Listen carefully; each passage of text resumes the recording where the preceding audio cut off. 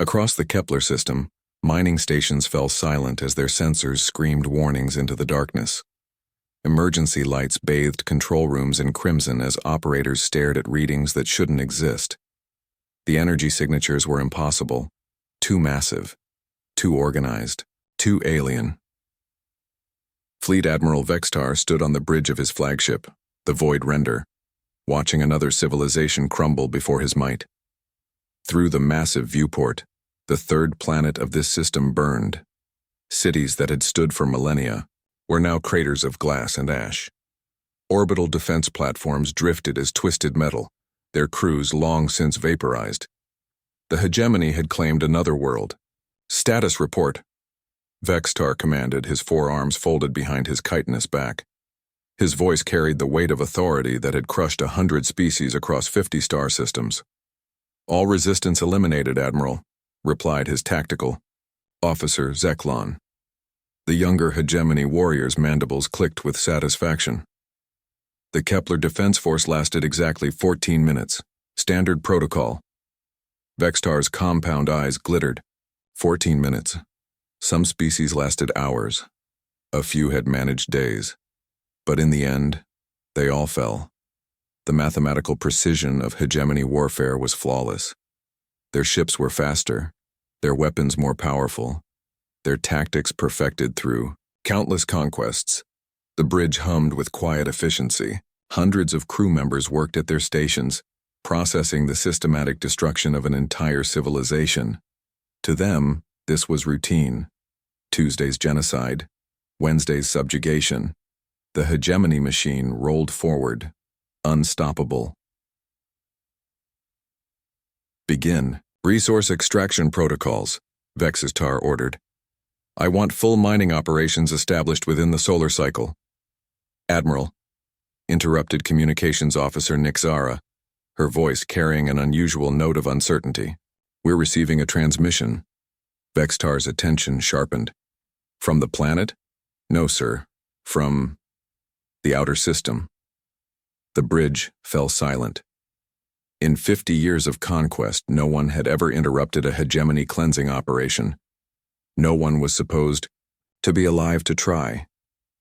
"Impossible," Zeklon hissed. "Our deep-range sensors showed no active vessels in this system." "Display the transmission," Vextar commanded. The main screen flickered to life, showing a figure that made every hegemony warrior on the bridge recoil in surprise. It was bipedal, like some of the primitive species they'd encountered, but there was something different about this one.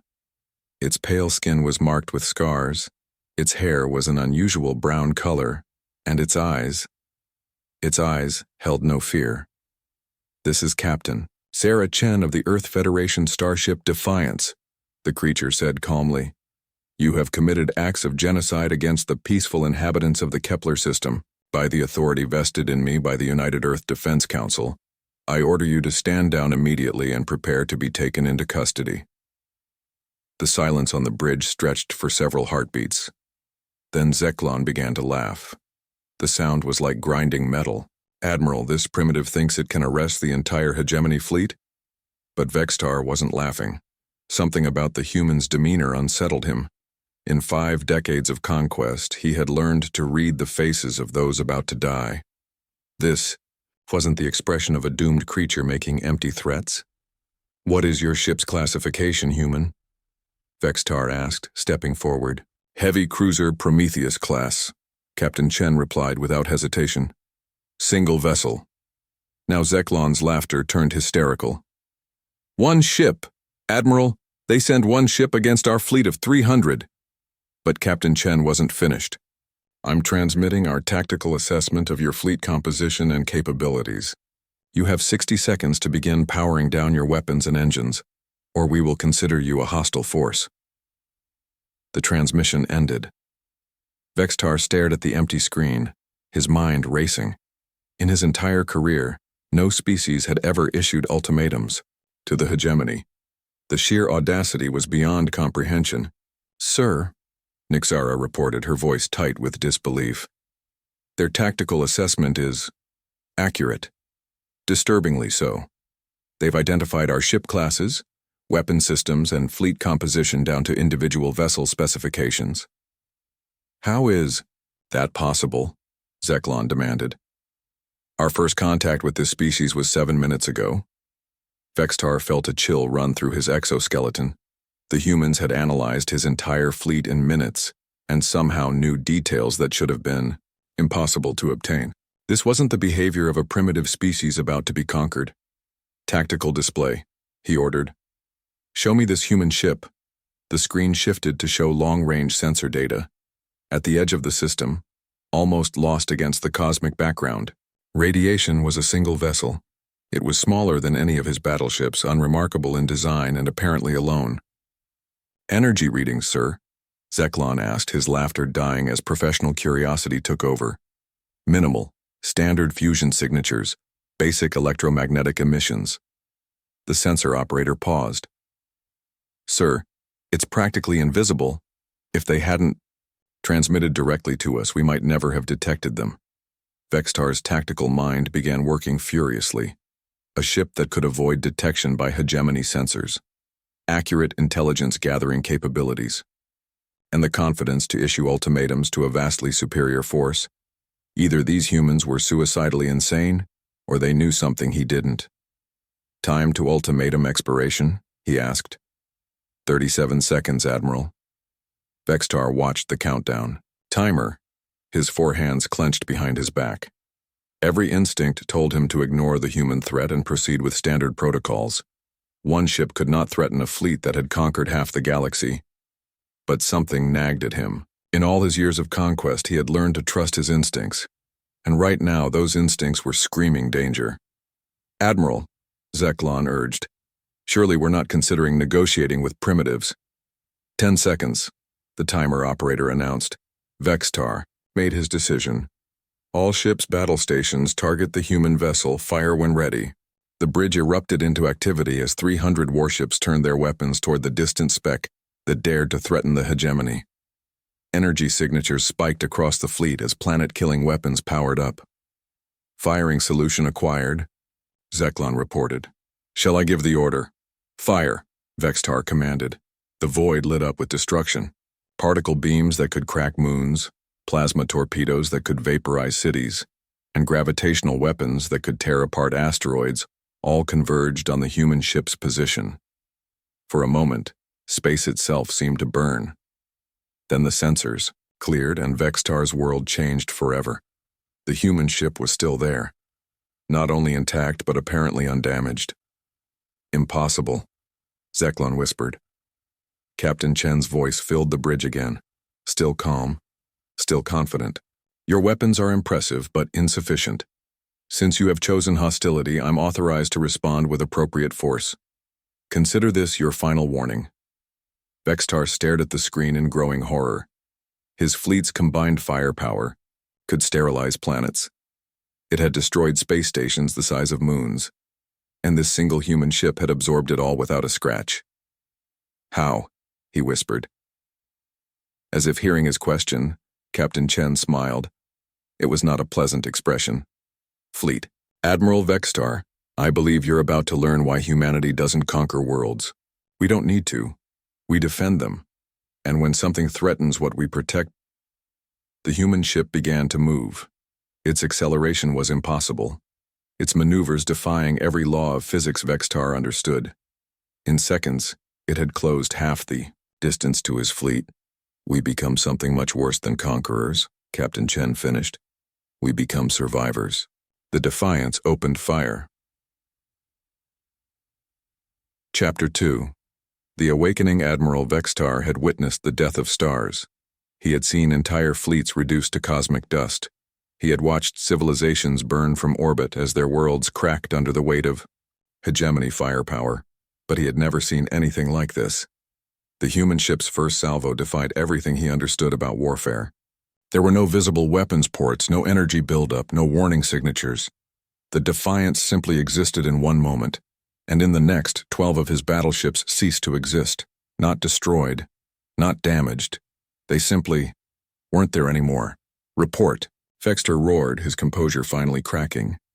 Unknown weapon type, his sensor operator stammered. No energy discharge detected, no projectiles. The targeted vessels just disappeared from all sensors simultaneously. Impossible. Mass cannot simply... Admiral. Zeklon's voice cut through the chaos. The human ship is broadcasting on all frequencies. The main screen filled with Captain Chen's image. Behind her, Vextar could see a bridge unlike anything in hegemony records. The walls seemed to pulse with organic patterns, and strange symbols flowed across surfaces like living text. Her crew was diverse. Different skin tones, body types, even what appeared to be non-human species working alongside humans. Fleet Admiral Vextar, she began, her voice carrying across 300 ships. You're wondering how we did that? The answer is simple. You've been fighting wars in 3 dimensions while we learned to think in 12. 12 dimensions, Zeklon whispered. That's theoretical nonsense. Captain Chen smiled as if she'd heard him. Your science is impressive, Admiral. You've mastered faster than light travel, energy manipulation, even localized gravity control. But you're still thinking like conquistadors. You see space as something to move through, planets as things to conquer, other species as obstacles to overcome.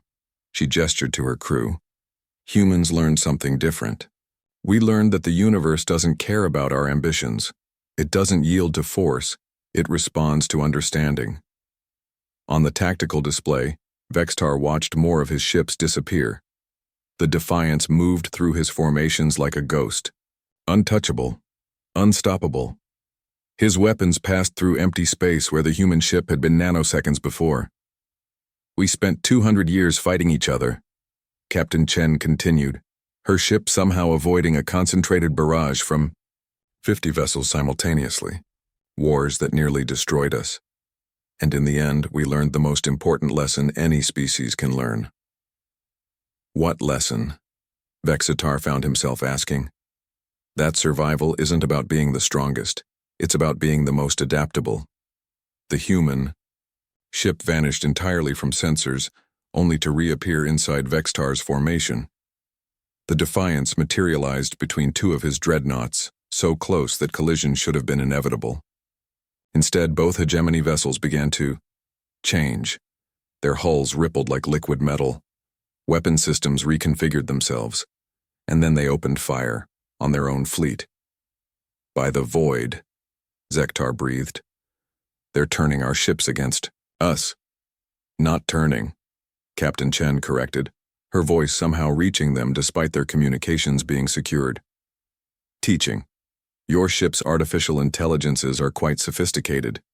They just needed to understand that there were better options than genocide. Chaos erupted across the fleet. Ships that had been under hegemony control for decades suddenly became independent actors. Some continued fighting, their crews still loyal to the old ways. Others powered down their weapons and began broadcasting surrender requests. A few simply fled.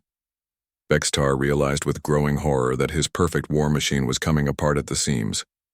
How are you doing this? He demanded. Information warfare, Admiral.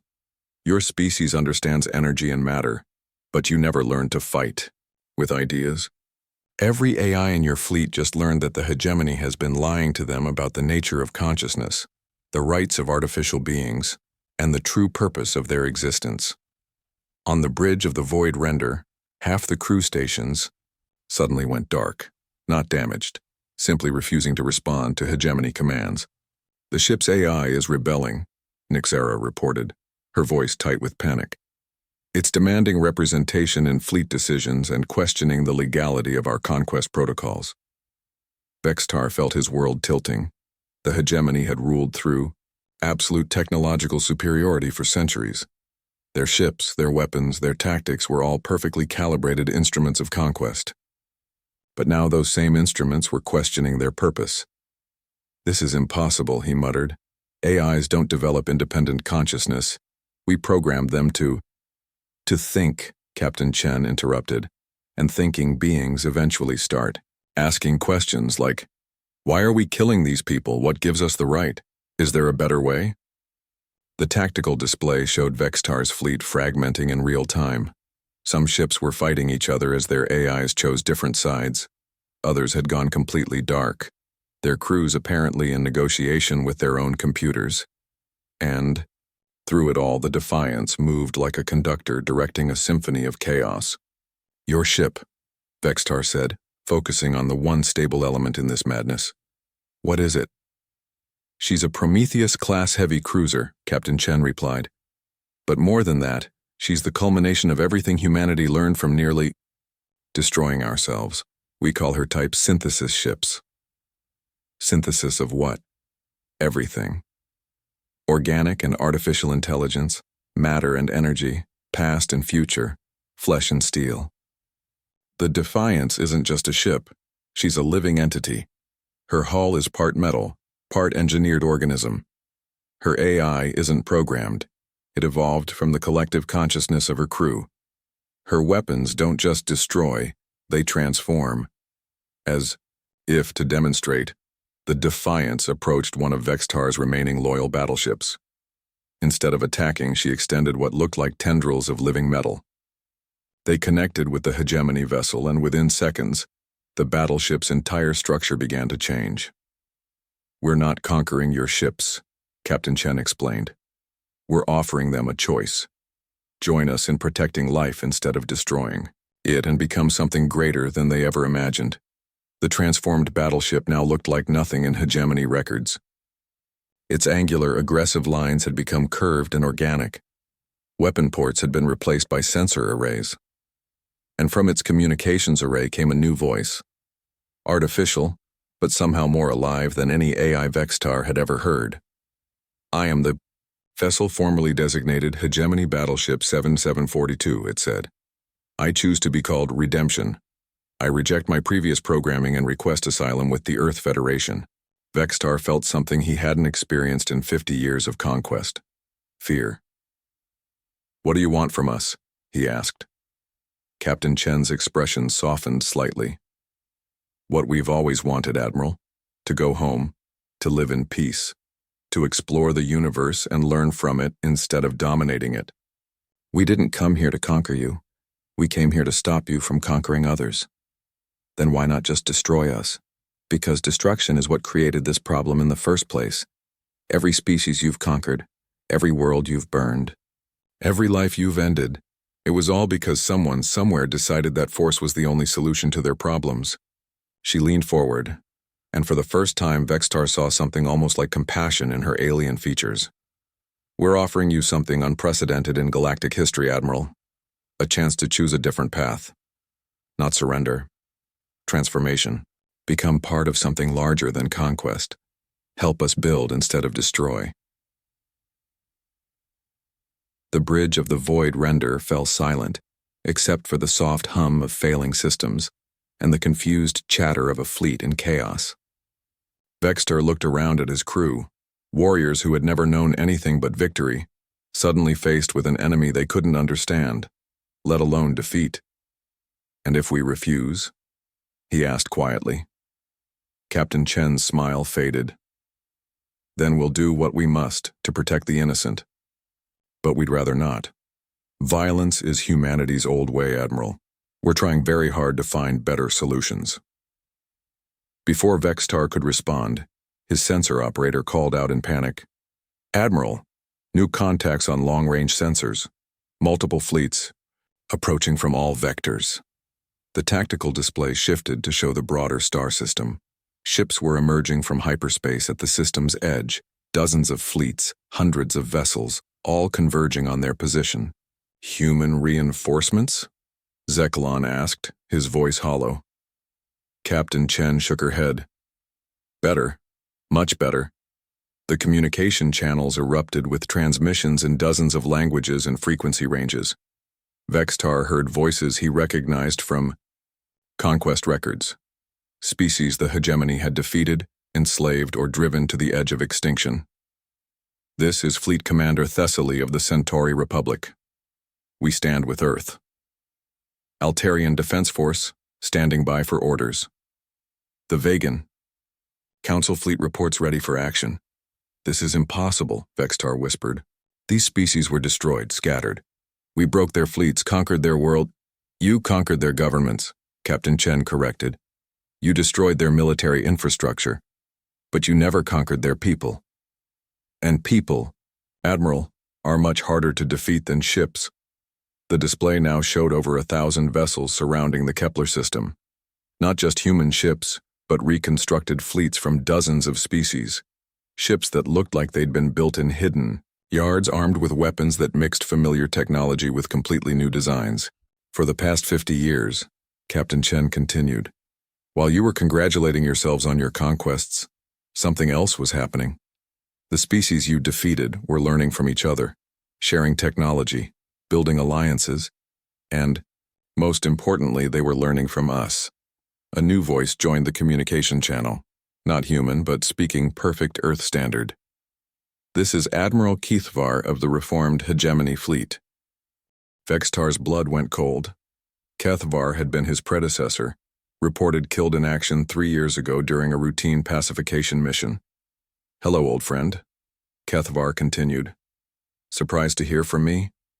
I was surprised too when I learned there was an alternative to genocide. Kethvar, Vextar breathed. You're dead. I attended your memorial ceremony. You attended a ceremony for who I used to be, the person you knew, the one who believed that strength was measured in the number of worlds burned and species enslaved. That person is dead. I'm someone new now, someone better. On the display, Vextar could see Kethvar's ship among the Allied fleet. It bore hegemony design elements, but like the transformed vessel he'd witnessed earlier, it had been changed into something organic and beautiful. How many? Vextar asked quietly. How many what, Admiral? How many of our own have joined? You? The pause that followed felt like an eternity. More than you might think, Kethvar replied. Fewer than we'd hoped. Change is difficult, Vextar. It requires admitting that everything you believed was wrong. Not everyone is strong enough for that. Vextar looked around his bridge, at crew members who had served with him for decades, following orders without question, believing in the righteousness of their cause. At tactical displays showing his once mighty fleet now scattered and confused. At communication channels full of voices speaking of peace and transformation, everything he had built his life on was crumbling. What happens now? He asked.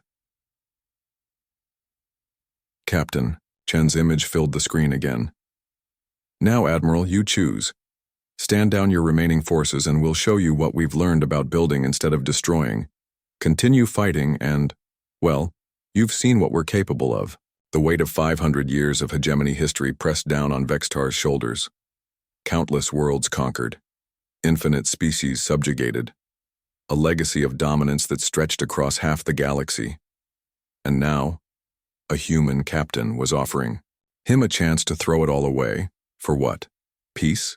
Cooperation? Abstract ideals that had never won a war or conquered a planet? He looked at his tactical display one more time. His fleet was outnumbered 10-1. His ships were rebelling. His weapons were ineffective against technology he couldn't understand.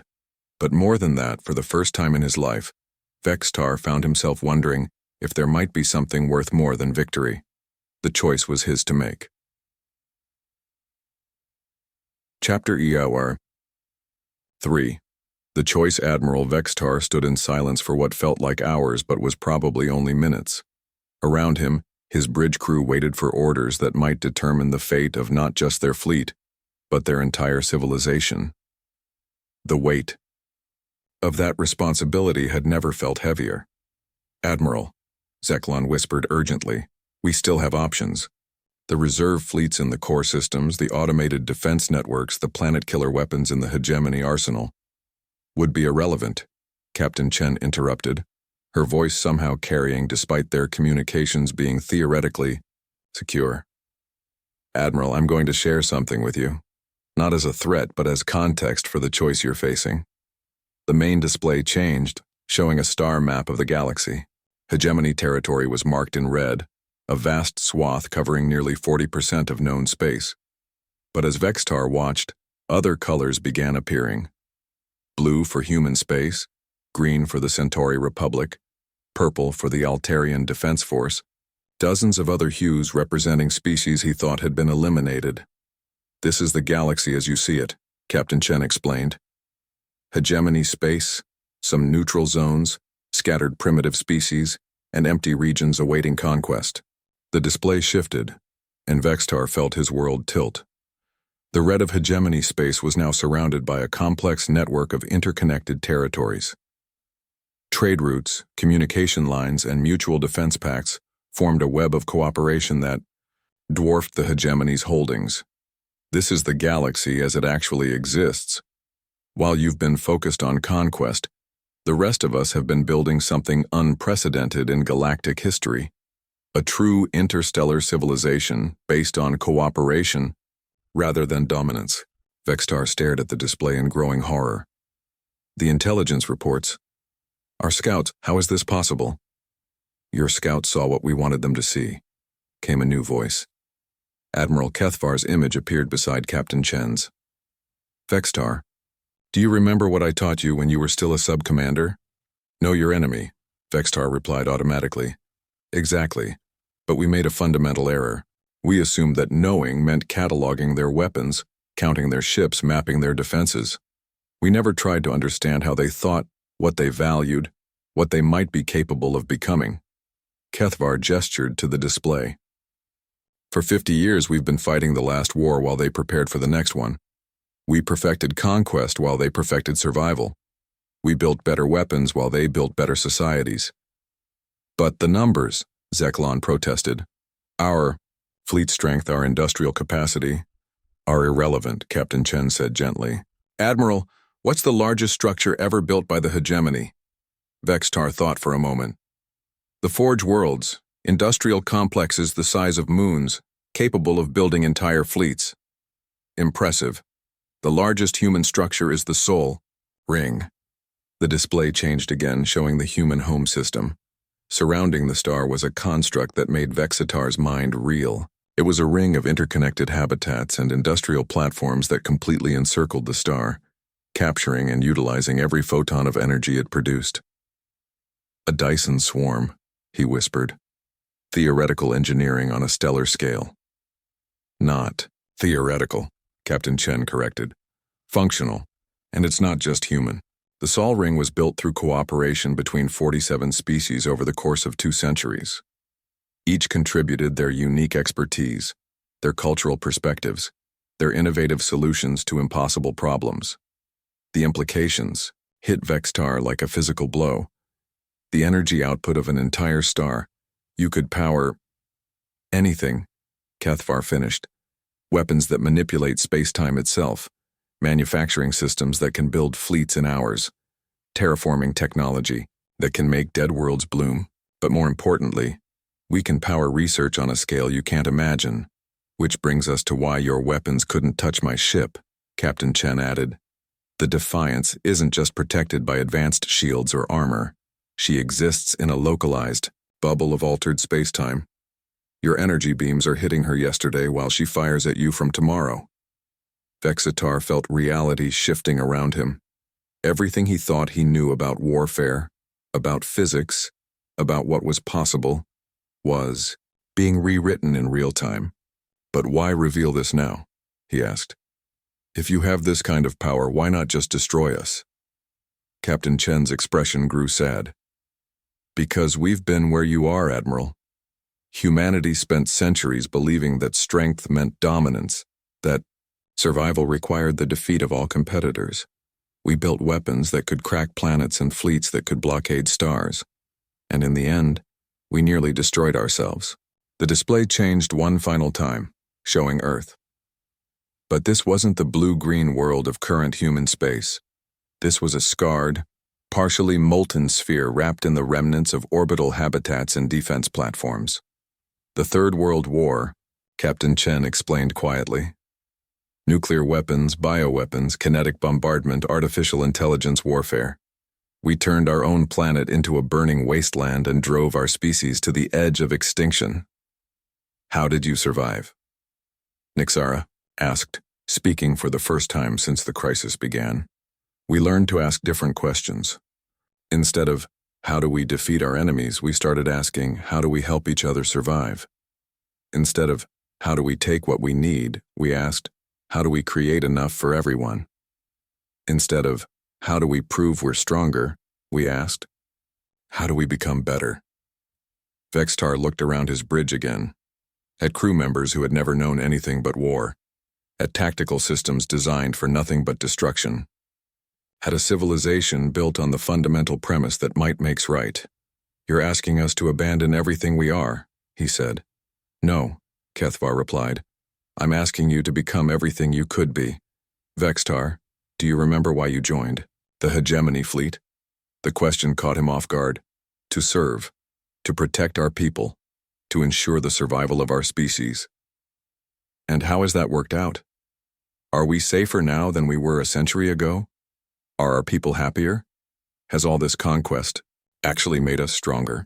Vextar wanted to answer yes immediately, but the words wouldn't come. The truth was, hegemony space was increasingly isolated, increasingly militarized, increasingly fearful.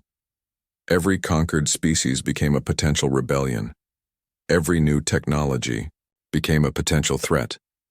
Every day brought new intelligence reports of mysterious alliance fleets and weapons beyond their understanding. They had conquered half the galaxy and become prisoners of their own success. What you're offering, he said slowly. Cooperation, peace, transformation, it sounds ideal. But what guarantee do we have? How do we know this isn't just a more sophisticated form of conquest?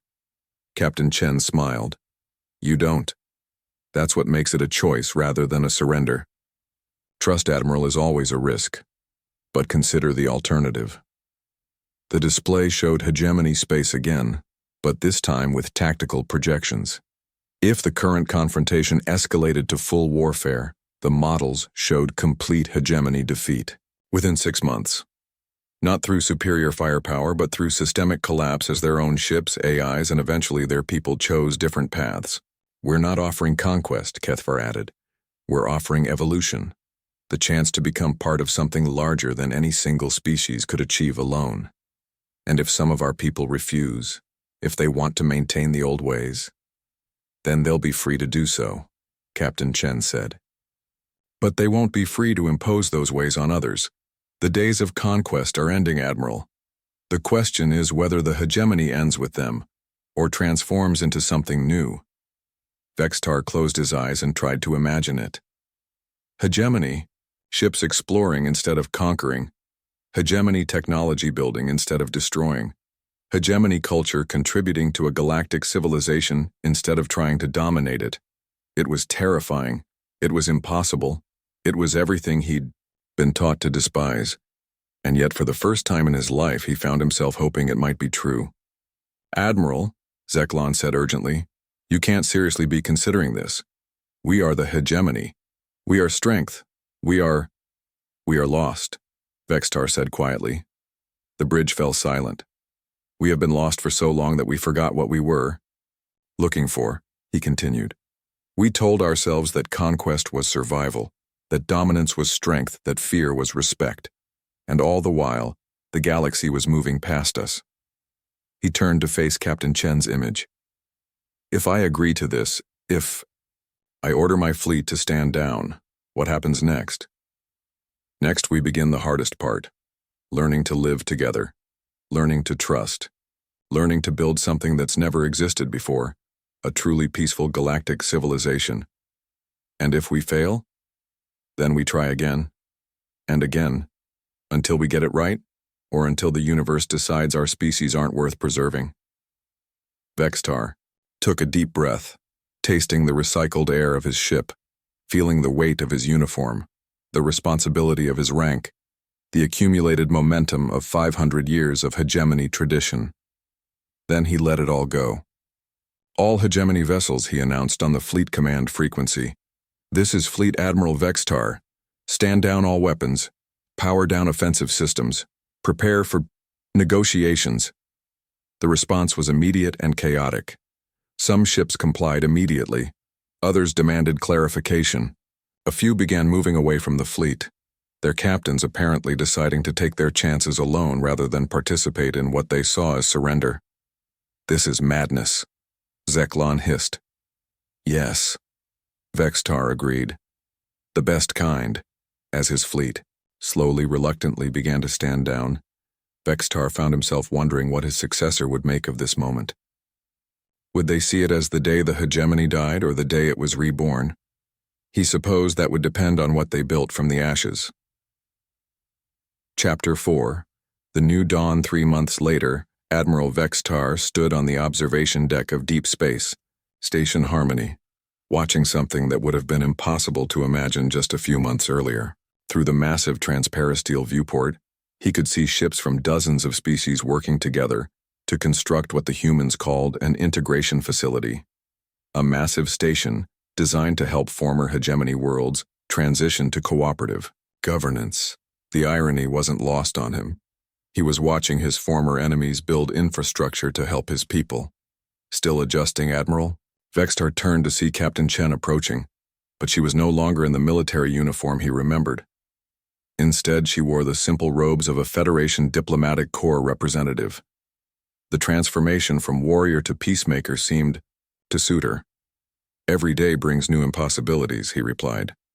Yesterday, my chief engineer informed me that the Altarians want to share their quantum tunnel technology with us, free of charge, simply because they believe it will benefit everyone. That's how cooperation works, Captain Chen said, joining him at the viewport. When everyone benefits, everyone contributes. They watched in comfortable silence as a massive hegemony dreadnought, the former Void Render, maneuvered into position alongside the construction project. But this wasn't the ship Vextar had once commanded. Like so many vessels over the past months, it had undergone the process the humans called synthesis. The aggressive, angular lines had been softened. Weapon ports had been replaced with manufacturing, bays and research facilities. Most remarkably, the hull itself seemed alive, shifting and adapting as needed for different tasks. It was no longer a ship of war, but a mobile laboratory and construction platform. How many have chosen transformation? Vextar asked. 73% of your fleet, Captain Chen replied. Higher than we projected, actually. It seems that once people see the alternatives, war becomes much less appealing. And the others? Captain Chen's expression grew somewhat sad. Some chose exile. They've been given ships and supplies, with the understanding that they're free to go wherever they wish, as long as they don't threaten anyone else.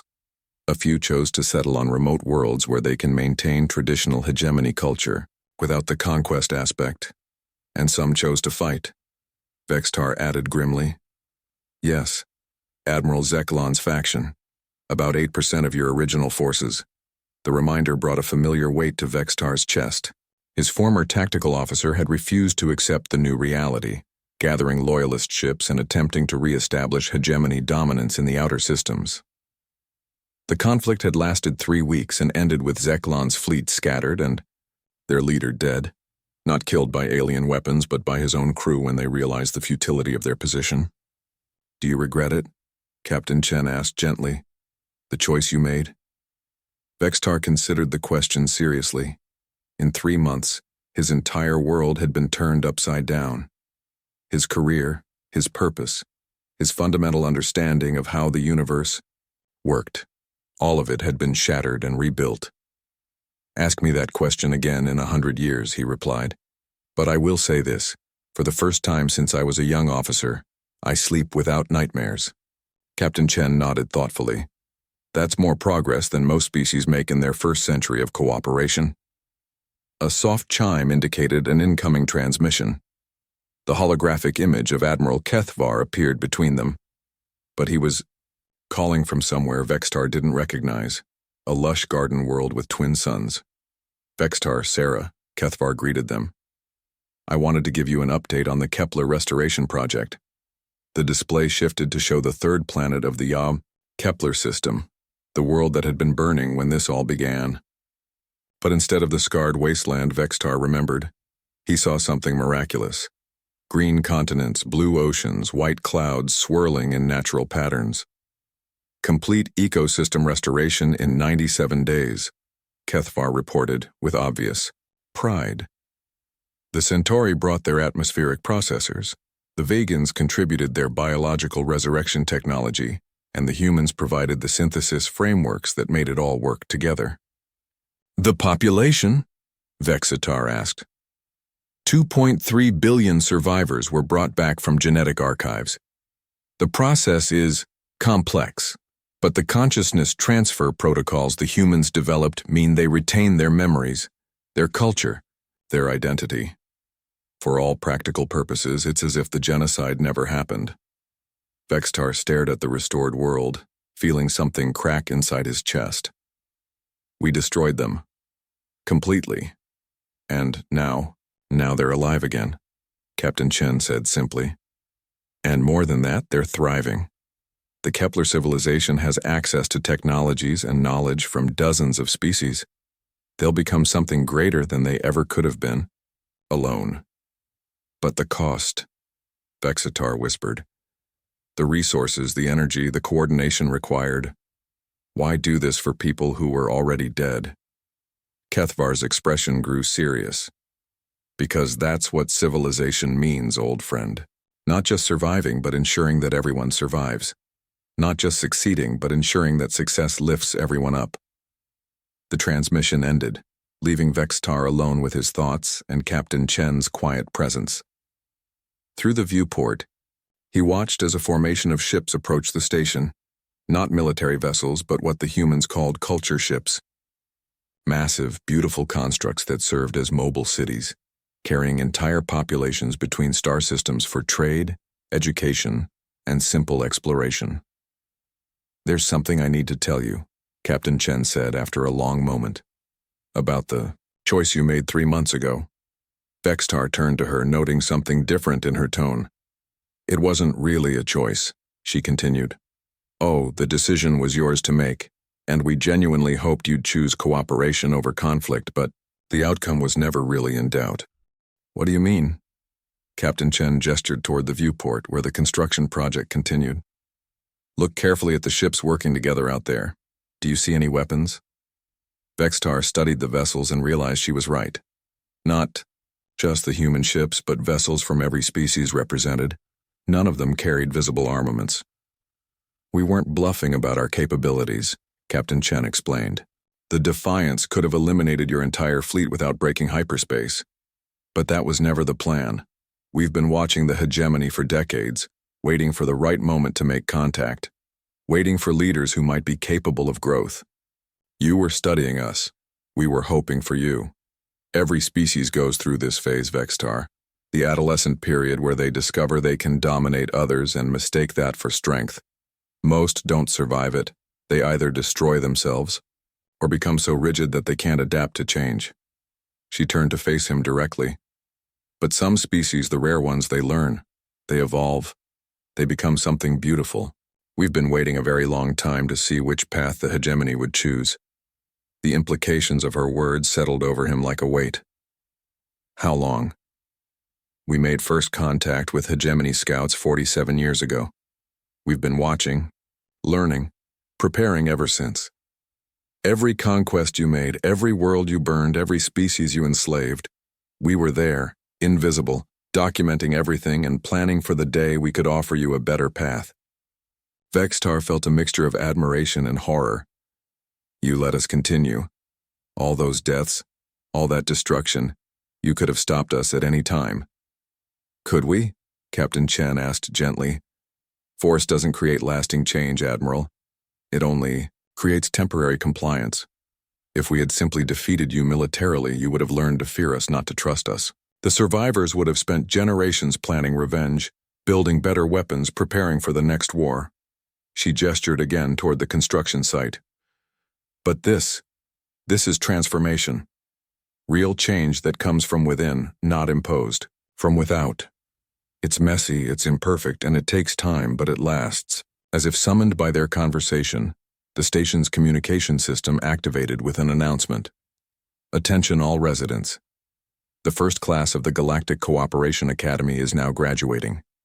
Representatives from 43 species have completed the Integrated Command Program and are ready to begin their assignments aboard joint species vessels. Through the viewport, Vextar could see a ceremony taking place on one of the station's external platforms. Young beings from dozens of worlds, including several hegemony officers, stood together as they received their new commissions. They would serve on ships crewed by multiple species, exploring uncharted regions and establishing first contact with civilizations not yet part of the growing galactic community. "My nephew is in that class," Vextar said quietly. 6 months ago, he was training to be a conquest specialist. Now he's going to be an explorer and diplomat. How do you feel about that? Vextar watched the young officers, former enemies, working side by side, planning futures built on cooperation rather than domination. "Proud," he said finally, "and hopeful, and terrified." "That sounds about right," Captain Chen laughed. "Change is always terrifying. But the alternative is stagnation, and stagnation is just death by another name." The conversation was interrupted by an urgent chime from the station's emergency communication system. Both officers turned toward the nearest display panel as it activated, showing the face of Station Commander Thisara, a Centauri who had lost her entire family to hegemony forces 15 years earlier. "All senior staff to the command center immediately," she announced. "We have a situation." Vextar and Captain Chen exchanged glances and headed for the nearest transit pod. Minutes later, they arrived at the station's command center to find it buzzing with activity. The main display showed a star map of the galactic edge, with a pulsing red indicator marking something that definitely hadn't been there before. "Report," Captain Chen requested. Commander Thisara turned to face them, her expression grim. "Long-range sensors have detected a massive fleet approaching from extragalactic space. Configuration unknown, but the energy signatures are concerning." The display zoomed in on the approaching fleet. The ships were unlike anything in the database, organic-looking, but in a way that was fundamentally different from human synthesis technology. They looked grown rather than built, with flowing lines that suggested predatory intent. "How many ships?" Vextar asked, his tactical training automatically engaging. "Conservative estimate? 10,000 vessels, possibly more." A chill ran through the command center. Even at the height of its power, the hegemony had never fielded a fleet of that size. "Have they responded to communications?" Captain Chen asked. "They haven't responded to anything, but they have been scanning every system they pass through and—" Commander Thisara hesitated. "And what?" "Every system they've scanned has gone dark within hours. 18 star systems so far. Complete communication. Blackout." The implications hung in the air like a toxic cloud. After months of building trust, learning cooperation, and celebrating the possibility of galactic peace, they were facing something that might render all of that meaningless. "Time to reach inhabited space?" Vextar asked. "At their current speed, they'll reach the outer colonies in 6 weeks." Captain Chen stared at the display, her expression unreadable. "Options? We could try to evacuate the outer worlds," Commander Thisara suggested. "Pull everyone back to the core systems and prepare defensive positions." "That's the old way of thinking," Vextar said, surprising everyone including himself. "Running, hiding, building bigger walls. We've just spent 3 months learning there are better approaches." "What are you suggesting?" Captain Chen asked. Vextar looked around the command center, at officers from a dozen species working together to analyze the threat, at displays showing the fruits of their cooperation, restored worlds, thriving communities, exploration fleets pushing the boundaries of known space. "I'm suggesting we do what we do best now," he said.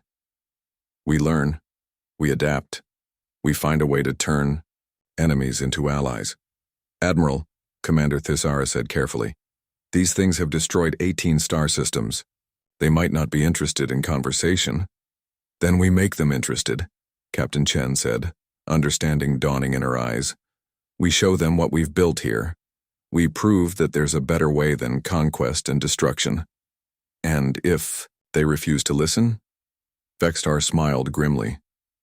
"Then we remind them why humanity spent 200 years perfecting the art of survival." The command center fell silent as the implications of his words sank in. They had spent months learning to build, to cooperate, to transform enemies into allies, but they had not forgotten how to fight. More importantly, they now knew how to fight together.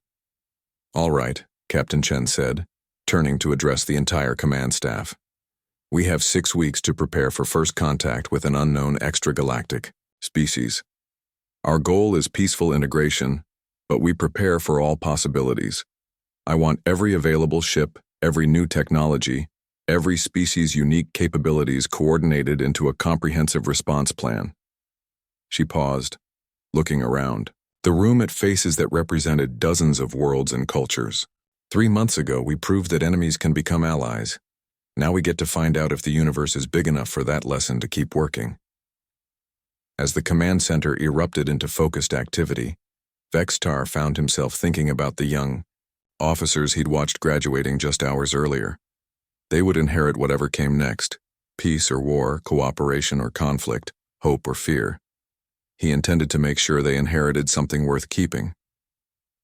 The galaxy was about to face its greatest test, but for the first time in his life, Vextar believed they might actually be ready for it. Epilogue. The Ripple Effect. 5 years later.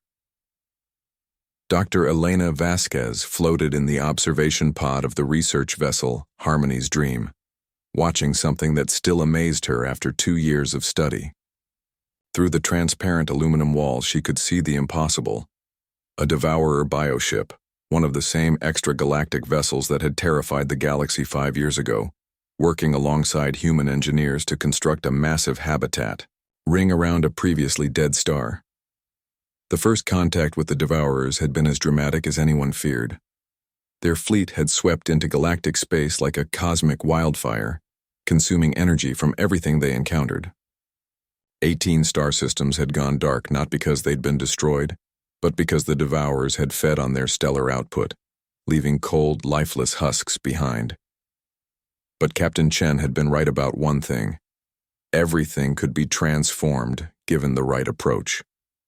"Dr. Vasquez," came a voice through her communicator, "we're ready for the next phase of integration."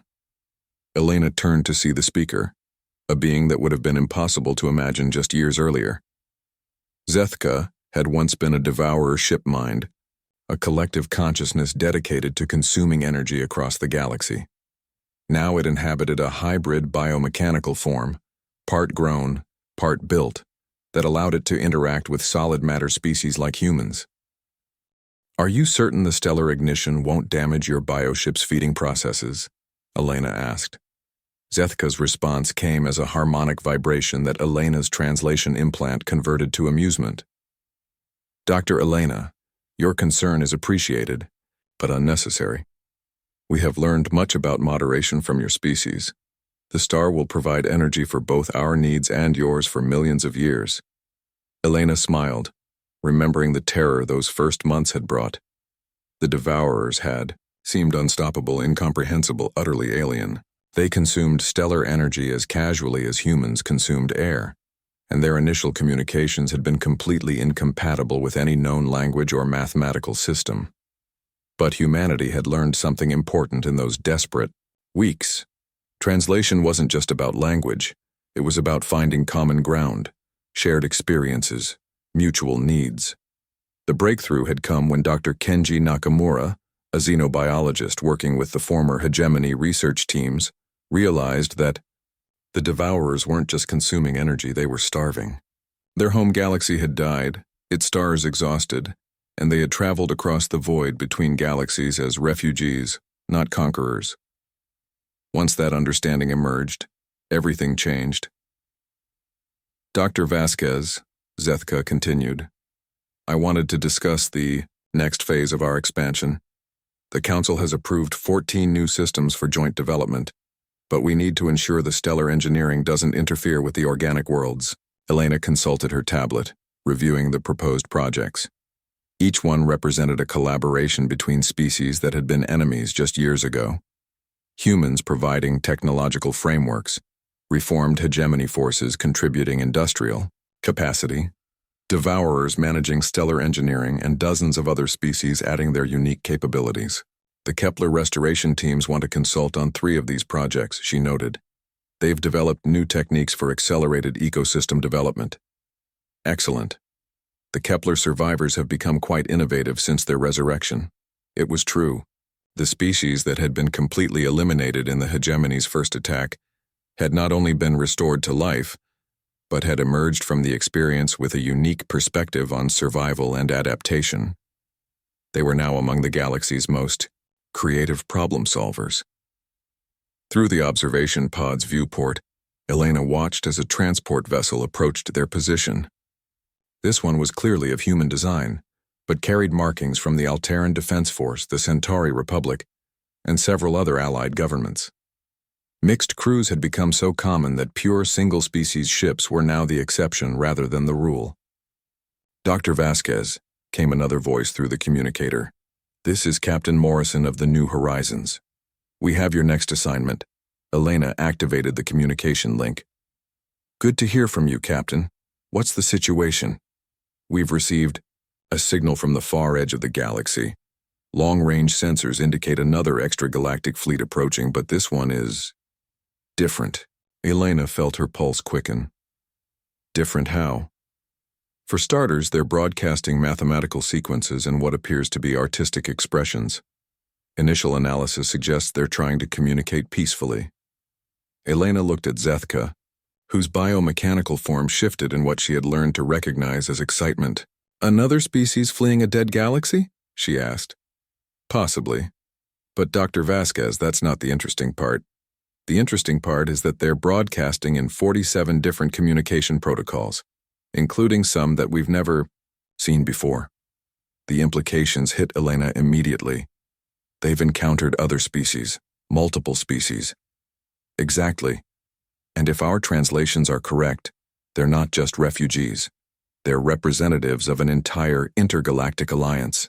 Elena stared out at the bustling construction site around the renewed star, at species that had been enemies learning to build together, at the impossible becoming routine. How long until they arrive? 8 months, give or take, Elena began, running calculations in her head. 8 months to prepare for contact with not just one extragalactic species, but potentially dozens. 8 months to prove that the model they'd built, cooperation over conquest, understanding over dominance, transformation over destruction, could work on an even larger scale. "Zethka," she said to her companion, "it looks like we're about to find out if our little experiment can handle some real pressure." The former devourer's harmonic response translated as laughter. "Dr. Elena, I believe you humans have an expression for this situation." "What's that?" "The more, the merrier." Elena found herself laughing as well. 5 years ago, she had been a xenobiologist studying theoretical alien contact scenarios. Now she was coordinating integrated multi-species research projects and preparing for first contact with intergalactic civilizations. The universe, it seemed, had a sense of humor. As the New Horizons docked with their research station, Elena gathered her notes and prepared for another impossible briefing about another impossible situation that would somehow become routine within a few months. Outside the viewport, stars that had been dead were burning again. Ships that had been designed for war were building new worlds. Species that had been enemies were raising children together. And somewhere beyond the galactic edge, new friends were heading their way. Elena smiled as she headed for the docking bay. The universe was getting more interesting every day. In the distance, barely visible against the cosmic background, Admiral Vextar's transformed flagship, Redemption, moved between construction sites, its former weapons bays now manufacturing the components that would welcome whatever came next. The age of conquest was over. The age of cooperation had only just begun. And in the vast darkness between galaxies, other species were learning that there was something in this corner of the universe worth the long journey home. The ripples of transformation continued to spread, touching civilizations not yet imagined, carrying the message that had changed everything. There is always a better way. The end.